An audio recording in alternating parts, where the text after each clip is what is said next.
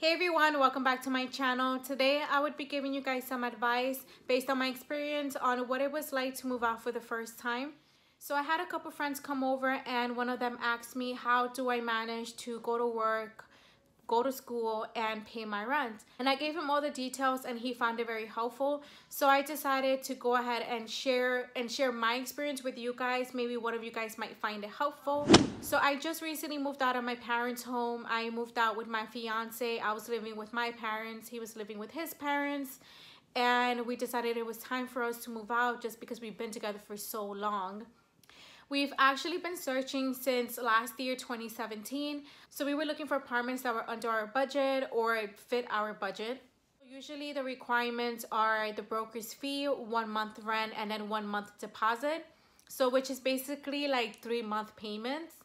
And we didn't have enough saved up and we realized, okay, we're not ready to move out. We should wait a little longer, maybe next year.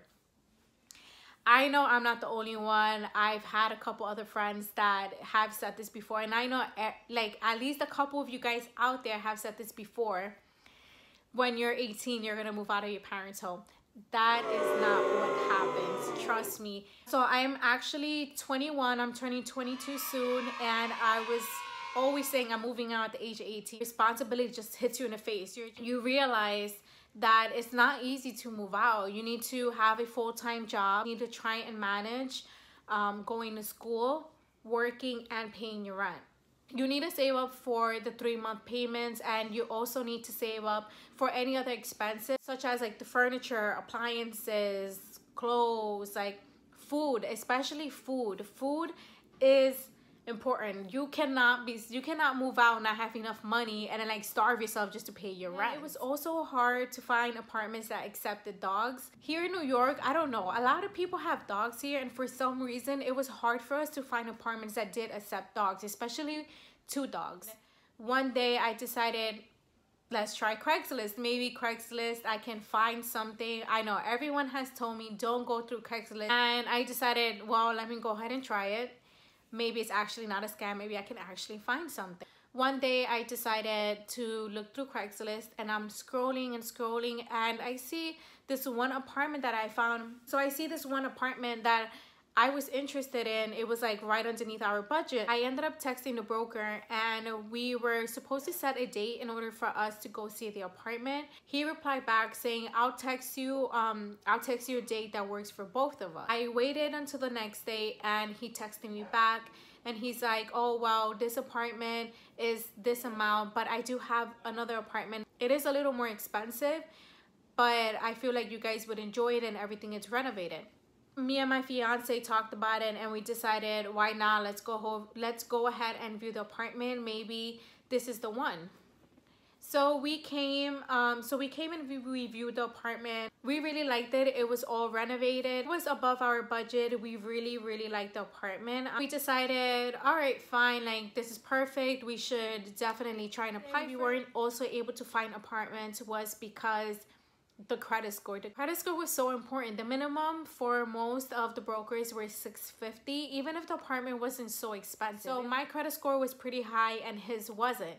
So we went ahead and we applied for the apartment, see if we were going to get approved. We were hoping that my credit score was enough in order for us to get approved for this apartment.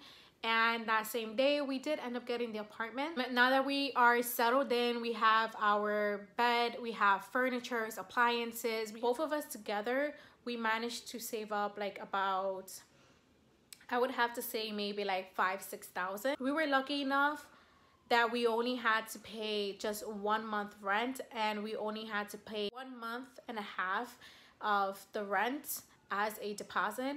And we were able to, you know, pay for that. And we still had money left over to buy our furniture, our appliances. Here in New York, everything's so expensive. So for us to move out, it was a little difficult. Our rent is a little high, but we still managed to be able to pay for it. How do I manage to go to school, work and also pay for my rent. Right now I'm only going to school Tuesdays and Thursdays from like 9 o'clock in the morning up to 7:30 at night, and I don't get home until 8 o'clock. And I usually work Mondays, Wednesdays, and Fridays, and I have my weekends off, Saturday and Sunday. So for Mondays, Wednesdays, and Fridays, I usually go in at 6 o'clock, which means I have to wake up at 4. As server, the only way for you to make money is based on tips, and it is a little difficult. Sometimes it is easy because, you know, the restaurant gets really busy and I can make my rent very easily. But, you know, right now it's like the slow season, I'm not making as much. So every single time that I do work, as soon as I get home, I put some money aside for my rent and I put money aside for my food, and then I just grab like maybe 20 bucks towards my savings. I know some of you guys might think that, you know, saving up is not important. Trust me, saving up is important, because maybe one day you'll end up needing that money. Maybe you'll get laid off from your job and you don't have any money to pay for your rent. And that's why you can always just turn to your emergency money, like just in case you don't have enough for the rent, and for like any other issues, you might, you know, you wouldn't end up needing the money. And usually Saturdays and Sundays are my days off. You know, it changes, but I try to have at least 2 days off. And that way I have enough time to study and just have, you know, personal time, because just going to school and working, like, it really does stress someone out. Like, it really stresses me out sometimes. So just having time for myself is important. And you know, me and my fiance, we go half and half on the rent. We also go half and half on any other bills. But when it comes to food or like anything else, like, you know, it would be just us, like whoever buys it, buys it. If you're planning to move out and you're living in New York and you're looking for apartments here in New York, please keep in mind that you need to have enough money saved up.